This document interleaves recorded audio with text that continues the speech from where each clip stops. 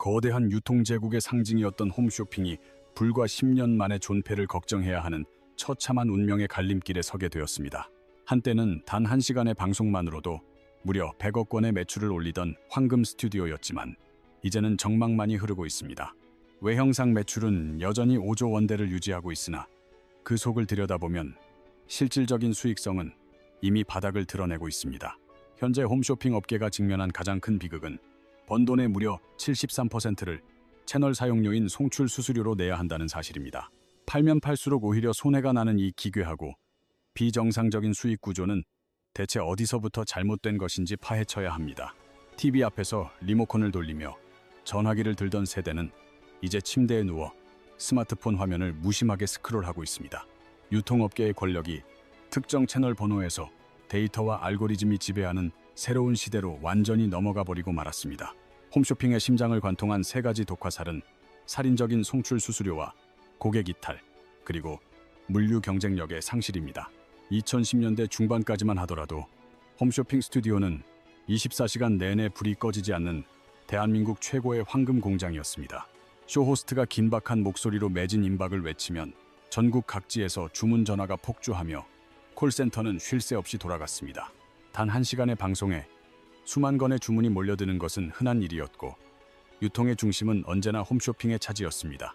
주부들은 점심시간마다 TV 앞에 모여 오늘의 특가 상품을 기다렸고 명절 시즌이면 물류센터는 마비될 지경이었습니다. 하지만 지금의 스튜디오 풍경은 예전의 활기를 찾아볼 수 없을 정도로 참담하며 텅 빈 세트장에는 차가운 공기만 감돕니다. 과거에 비해 절반도 안 되는 인원으로 운영되는 콜센터는 현재 홈쇼핑 업계가 처한 냉혹한 현실을 여실히 보여줍니다. GS샵과 현대홈쇼핑을 포함한 주요 4개사의 합산 영업이익은 전년 동기 대비 8% 넘게 하락하며 급격한 침체기에 빠졌습니다. 홈쇼핑 회사들의 영업이익률은 불과 5년 만에 12.6%에서 7%대로 급감하며 수익 모델의 한계를 증명하고 있습니다. 자본주의 시장에서 물건을 열심히 팔아도 이익이 남지 않는다는 것은 사업의 근간이 흔들리고 있다는 위험한 신호입니다. 마치 밑 빠진 독에 물을 붓는 것처럼 매출을 쏟아부어도 채널 임대료라는 구멍으로 모든 수익이 빠져나가고 있습니다. 전문가들은 이러한 현상이 단순한 경기 침체 때문이 아니라 홈쇼핑 산업 자체의 구조적 결함에서 기인한 것이라 분석합니다. 소비가 줄어든 것이 원인이라면 쿠팡 같은 기업도 어려워야 하지만 그들은 오히려 사상 최대 실적을 기록하고 있습니다. 홈쇼핑만이 유독 힘없이 무너지고 있다는 사실은 이 사업 모델의 본질적인 결함이 마침내 임계점에 도달했음을 의미합니다. 그 결함의 정체를 깊이 추적해보면 홈쇼핑의 심장을 정밀하게 겨냥한 3가지 치명적인 독화살이 선명하게 보이기 시작합니다. 첫 번째 화살은 매출의 대부분을 가차없이 집어삼키는 살인적인 수준의 송출 수수료, 즉 거대한 채널 임대료입니다. 두 번째 화살은 오랜 시간 홈쇼핑을 지탱해온 핵심 충성 고객들이 TV를 버리고 모바일 플랫폼으로 완전히 떠나버린 것입니다.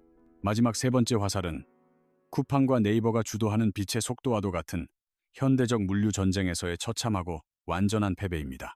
이제 이 3가지 요인이 거대한 거인이었던 홈쇼핑을 어떻게 무릎 꿇게 만들었는지 하나씩 현미경으로 들여다보듯 상세히 살펴보겠습니다. 홈쇼핑의 비극을 제대로 이해하려면 먼저 이들이 유료 방송 사업자에게 지불하는 독특하고 폐쇄적인 비용 구조를 정확히 알아야 합니다. 홈쇼핑 회사가 TV를 통해 상품을 팔기 위해서는 반드시 KT나 SK 브로드밴드 같은 대형 통신사의 채널을 거액에 빌려야만 합니다. 통신사들은 TV 채널의 실질적인 주인으로서 홈쇼핑 회사에게 방송을 내보내는 대가로 매년 천문학적인 송출 수수료를 당당히 요구합니다. 심각한 문제는 이 송출 수수료가 일반적인 상상을 초월할 정도로 비싸며 매년 멈추지 않고 가파르게 폭등하고 있다는 사실입니다. 2024년 통계 기준 홈쇼핑 회사들은 방송으로 벌어들인 매출의 무려 73% 이상을 이 수수료로 고스란히 바치고 있는 실정입니다.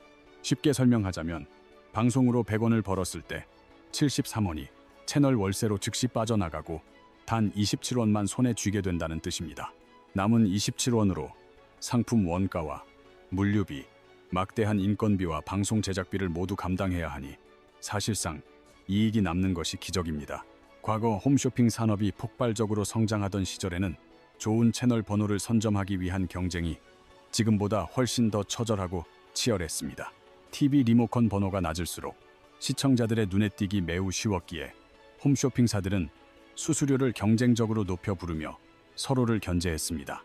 결과적으로 유료 방송 사업자들 입장에서는 가만히 앉아서 매년 막대한 현금이 저절로 굴러들어오는 완벽한 수익 모델을 구축하게 되었습니다.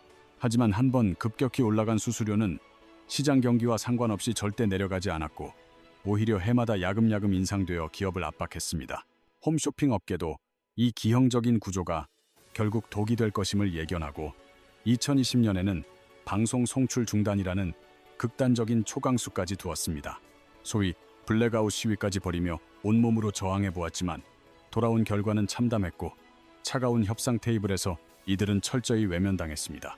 방송이 중단되는 즉시 매출이 영원히 되어버리는 홈쇼핑사와 달리 플랫폼 사업자는 그 자리를 다른 채널로 대체하면 그만이었기 때문입니다. 송출 수수료가 홈쇼핑 회사의 숨통을 얼마나 가혹하게 조이고 있는지 구체적인 숫자를 통해 그 심각성을 확인해 봐야 합니다. 한국 TV 홈쇼핑 협회의 공식 발표에 따르면 홈쇼핑 업체들의 매출 대비 수수료 비중은 이미 통제 불능 상태입니다. 2024년 기준 국내 주요 홈쇼핑 7개사의 방송 매출액 대비 송출 수수료 비율은 무려 73.3%라는 경이로운 수치를 기록했습니다. 이 비율은 2020년 54.2%에서 시작하여 단 한 번의 정체도 없이 매년 가파르고 잔인하게 상승해 왔습니다. 2021년에 이미 60% 벽을 돌파하더니 2022년에는 65%까지 치솟으며 업계의 수익 기반을 완전히 무너뜨리기 시작했습니다. 2023년에는 마침내 71%까지 도달하며 홈쇼핑사들이 벌어들이는 모든 이익을 블랙홀처럼 무자비하게 빨아들이고 있는 상황입니다. 불과 5년이라는 짧은 시간 동안 수수료율이 20%포인트나 급등하면서 기업들은 대응할 시간조차 갖지 못한 채 무너졌습니다. 같은 기간 홈쇼핑사들의 영업이익률은 12.6%에서 7%대로 반토막 나며 수익 모델의 처참한 붕괴를 숫자로 증명했습니다. 이러한 한국 홈쇼핑의 비용 구조가 얼마나 기형적인지는 선진국인 미국의 사례와 비교해보면 더욱 명확하게 드러납니다. 세계 최대 시장인 미국의 경우 홈쇼핑 회사가 방송사에 지불하는 수수료는 매출의 고작 5%에서 10% 수준에 불과합니다.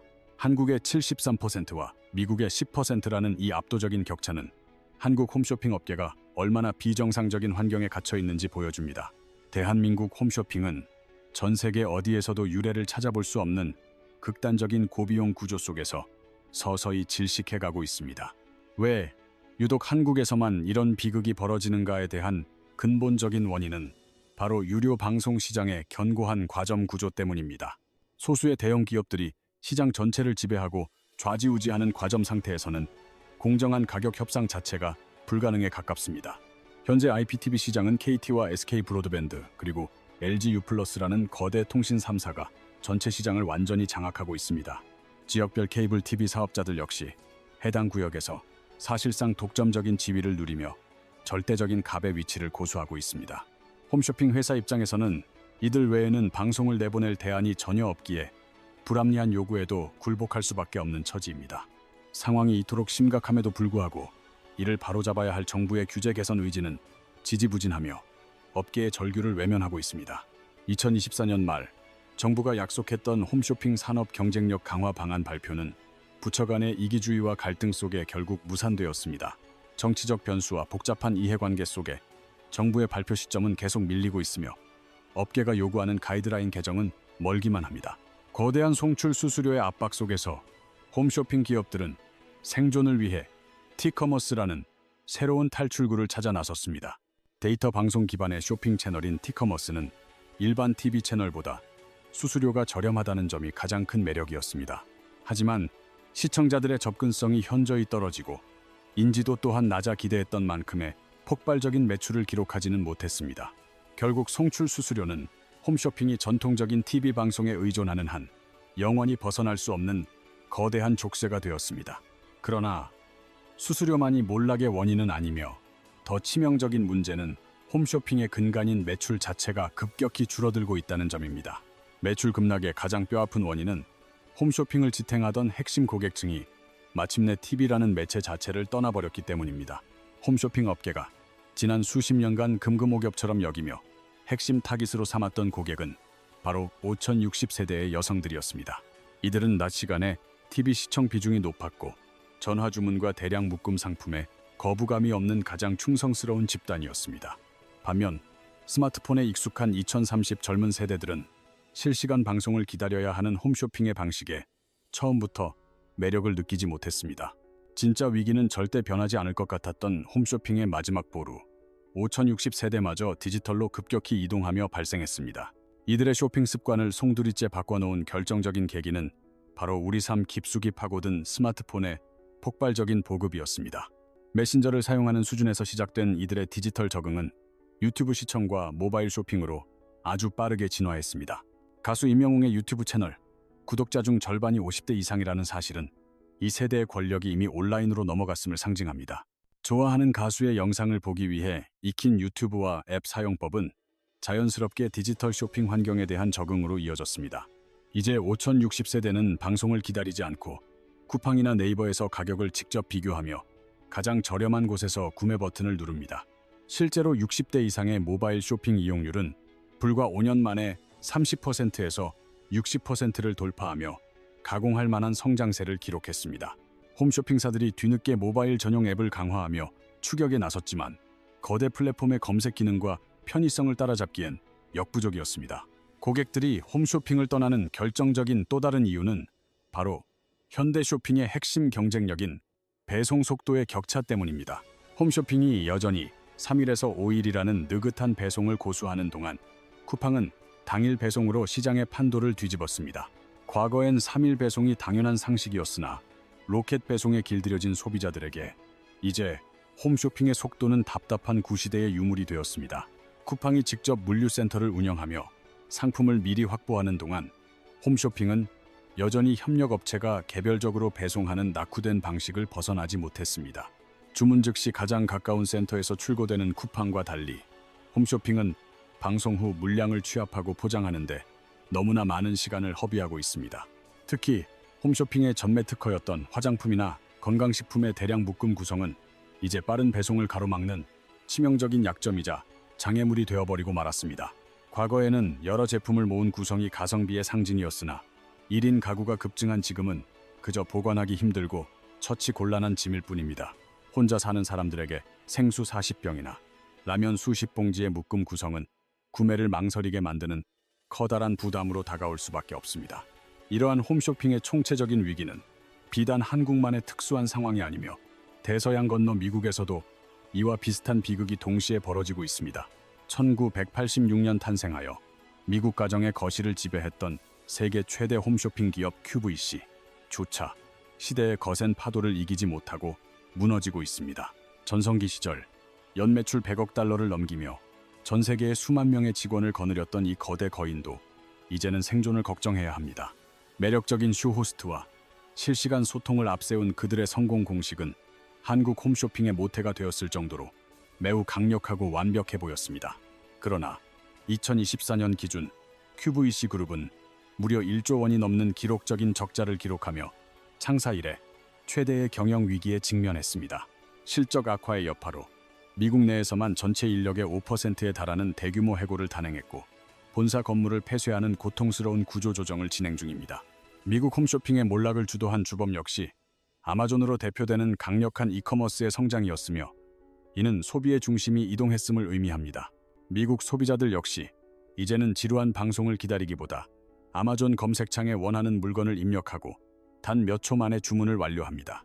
특히 아마존 프라임이 제공하는 무료 2길 배송 서비스는 QVC가 가진 모든 배송 경쟁력을 순식간에 무력화하며 시장을 평정했습니다.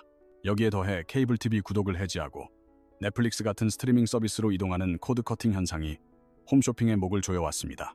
TV를 보는 가구 자체가 급격히 줄어들면서 홈쇼핑 채널이 시청자들에게 노출될 기회는 과거와 비교할 수 없을 정도로 희박해지고 말았습니다. 위기를 느낀 QVC는 이제 스스로를 TV 홈쇼핑이 아닌 라이브 소셜 쇼핑 회사라 부르며 정체성을 완전히 바꾸려 노력하고 있습니다.